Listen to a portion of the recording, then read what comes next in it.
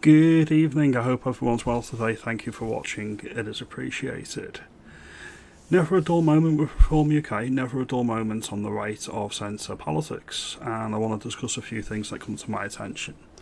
Firstly, everyone will be aware of this, but I'm going to mention it anyway. Zia Yusuf is back in the party.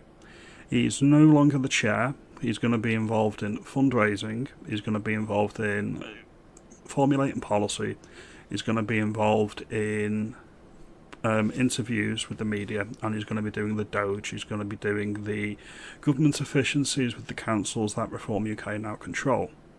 These are likely his strengths, and this can only be a good thing in my opinion. You need a broad coalition on the right, and you need as many people, great thinkers on the right, formulating policy. I'm not saying that Zia is a great thinker, I'm saying he has his skills, and let him do that. Rupert Lowe is I feel bad for Rupert Lowe. I support Rupert Lowe. He's probably the most capable MP in the House of Commons, and he's very effective. I think that Reform UK, my political party, did treat him badly, and I do think that he will be back in the fold by the next general election. He will be singing from the Reform UK hymn sheet. And that's just my opinion, and I've even put money on it.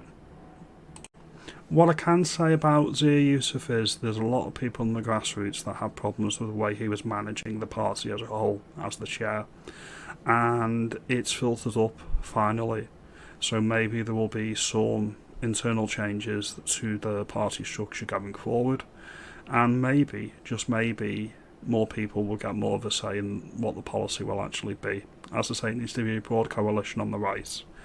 Gary Tymala, who was previously Nigel Farage's right hand for the past 20 years, he had an interview on GB News a few days ago, and he summed up basically what Zia's problem was and what people had issue with in the party. So I'm going to play that now.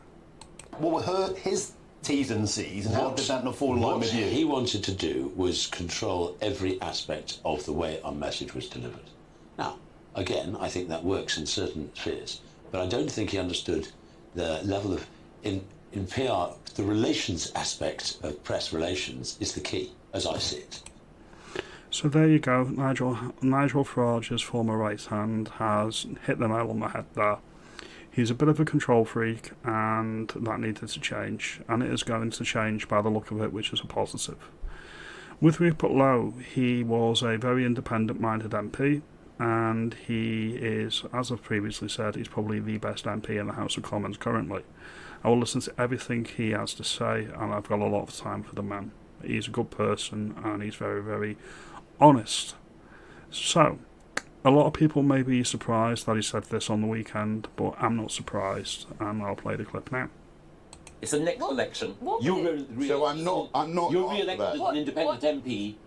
You hold the balance of power in the House of Commons. You can decide whether it's Nigel Farage or Keir Starmer who's Prime Minister. Who do you decide? That would be. I might have to go missing in action on that one.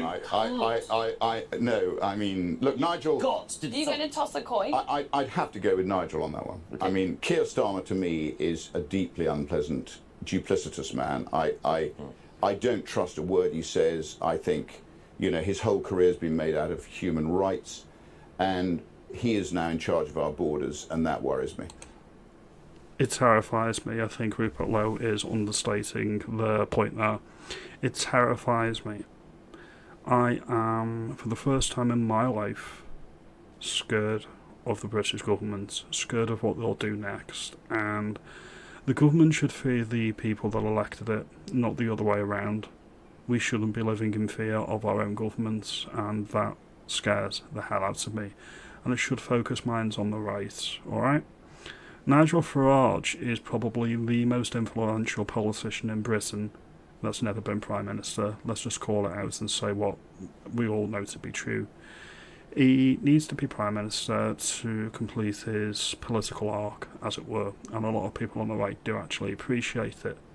Criticise Nigel by all means, criticise reform, do anything and everything to shift that Overton window to where we need it to be.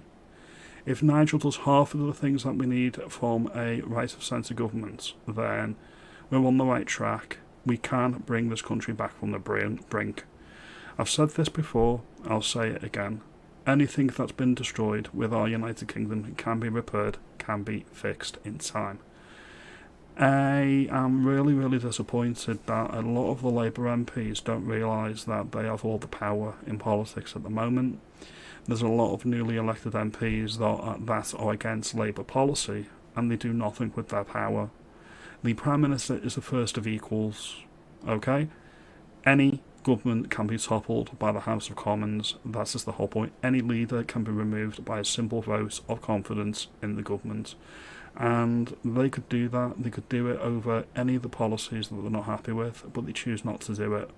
They are dependent on Labour for their funding, and the dependence on Labour for a brand. A lot of people will elect a dusty bin if it had a Labour rosette on it. Rupert Lowe doesn't have that baggage. He's made a name for himself as an MP. He's the most successful MP in that constituency. His constituents love him, and he's independently wealthy. He has the flexibility and freedom to act in his constituents' best interests. And even Rupert Lowe understands that Nigel Farage would be a better Prime Minister than the Uni Party. All of the bust-ups that they've had, all of that is irrelevant. What's relevant is getting Labour out. If you like this video, like and subscribe. Tell me if you think Rupert Lowe is correct, that Nigel Farage will make a better Prime Minister than Keir.